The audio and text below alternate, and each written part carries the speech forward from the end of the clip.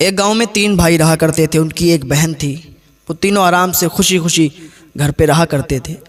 एक दिन उनका प्लान बना कहीं दूर जाने का, कहीं बाहर जाने का। उन्होंने सोचा कि हम तीनों भाई यहाँ से जा रहे हैं, बहन हमारी अकेले है, ये कैसे यहाँ रहेगी, तो क्या करूँ। तीनों भाइयों को पता चला कि पड़ोस में एक ऐसा इंसान है जो हर वक्त इबादत में लगा रहता है, हर वक्त इबादत करता रहता है, आबिद इंसान है। तो क्यों ना हम अपनी बहन को उस आबिद के यहाँ छोड़ जाऊँ, तो हमारी बहन हिफाजत के साथ रहेगी, महफूज रहेगी। उन तीनों भाइयों ने ये मशवरा किया और उस आबिद साहब के यहाँ चले गए। जब आबिद साहब के यहाँ पहुँचे तो उनसे बातचीत हुई। उन्होंने मना कर दिया कि हम आपकी बहन को अपने यहाँ नहीं रख सकते, आप कहीं और रख के जाएँ, किसी और के घर रख के जाएँ।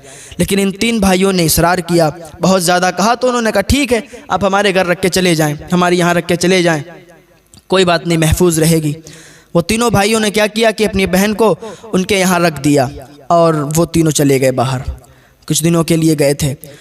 अब देखें, बताना ये चाहता हूँ कि शैतान किस तरीके से दिलों में वसवसे डालता है।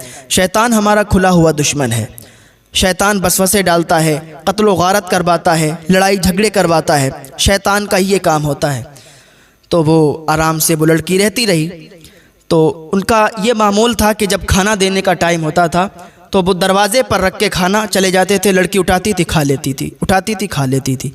एक दिन शैतान आया एक आबिद की शक्ल में और कहने लगा, आबिद साहब, आप ये जो तरीक़ा अपना रहे हैं, आप ये बताएं कि ये सही है कि आप खाना लेके दरवाजे पर रख देते हैं, जैसे कोई फ़कीर मिस्कीन को दे के आप आ गए हों, आप खाना लेके अंदर तक चले जाया करें, खाना दे के अंदर जाया करें, कोई ज़रूरत नहीं है देखने की, कोई ज़रूरत नहीं है बात करने की, खाना दे के वापस चले आएँ।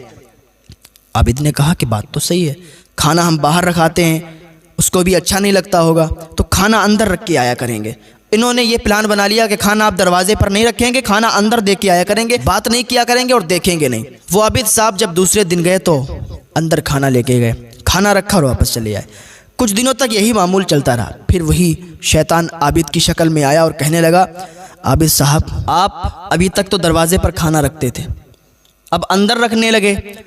अब मुझे ये बताओ, आप अंदर खाना रख के आते हो, वो एक लड़की है, अकेले दिन भर घर पे रहती है, उससे अगर कोई बात नहीं करता है तो बताओ क्या उसे अच्छा लगता होगा।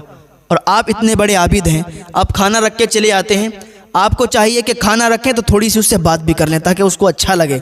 तो आबिद ने कहा, यार बात तो सही कहते हैं कि अंदर जाते हैं, खाना रख के चले आते हैं, तो हमको भी चाहिए कि उससे 2 बातें कर लिया करें ताकि उसका भी दिल लग जाएगा। अब इसका मामूल हो गया कि रोज़ ये आबिद जाता और खाना रखता, थोड़ी देर बातें भी कर लिया करता, बातें करता, फिर वापस चला आता। देखिए, शैतान ने इसको ऐसा गलबलाया कि बातों तक बात यहाँ पहुँच गई कि वो बातें करते करते और उनकी जो है बातें और ज़्यादा हद तक बढ़ गईं और उस आबिद ने एक मरतबा माज़अल्लाह उसके साथ ज़िना कर लिया। थोड़े दिनों के बाद उस लड़की से एक बच्चे की विलादत हुई, एक बच्चा पैदा हुआ। अब ये जो शैतान था फिर आबिद के पास आया और आबिद से कहने लगा, आबिद साहब, आप इतने बड़े आबिद हैं और आपने इतना बड़ा गलत काम किया है, आपने ज़िना किया और बच्चे की विलादत हुई, और अगर ये दुनिया जानेगी तो आप किसी को मुंह दिखाने के काबिल नहीं रहेंगे, आप समाज में बेइज्जत हो जाएंगे, आपकी धज्जियाँ उड़ा देंगे लोग, आपको ताना मार मार के मार डालेंगे। तो आबिद ने कहा, बताओ क्या करें। तो शैतान आबिद के शक्ल में आया था, उसने कहा, ऐसा करो, बच्चे को कत्ल कर दो, बच्चे को कत्ल कर दो कि कुछ नहीं पता चलेगा। आबिद ने कहा, ठीक है, बात तो तुम्हारी सही है।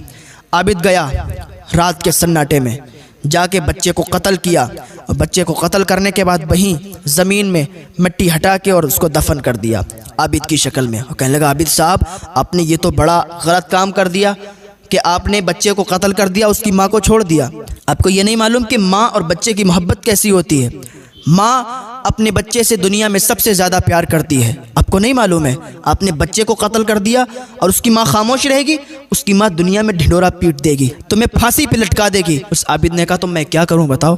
तो उसने कहा कि तुम जाओ और उसकी माँ को भी कत्ल करके आओ, उस लड़की को भी कत्ल करके आओ। तो इसने कहा, बात तुम्हारी ठीक है, बच्चे को कत्ल कर दिया है तो ज़रूर माँ उसकी दूसरे लोगों को बताएगी।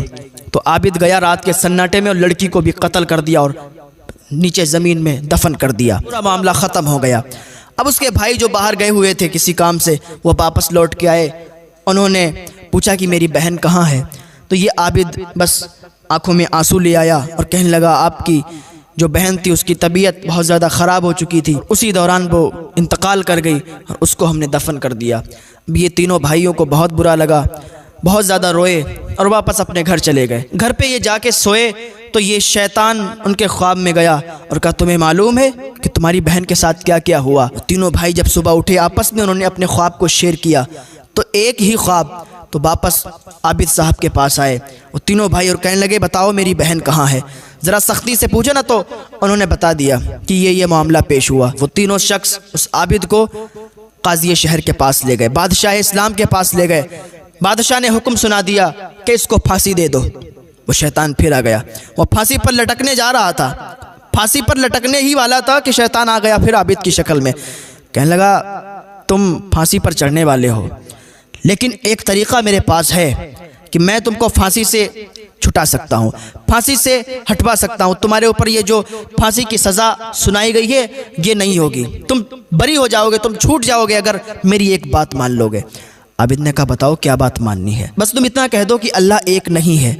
जब तुम इतना कह दोगे ना तो तुम फांसी से छूट जाओगे, हम तुम्हें फांसी से छुटा लेंगे। उस आबिद ने इतना कह दिया और इतना कहना था कि कहने लगा, बस अब मेरा काम ख़त्म हो गया, अब तुम अपना निपटो।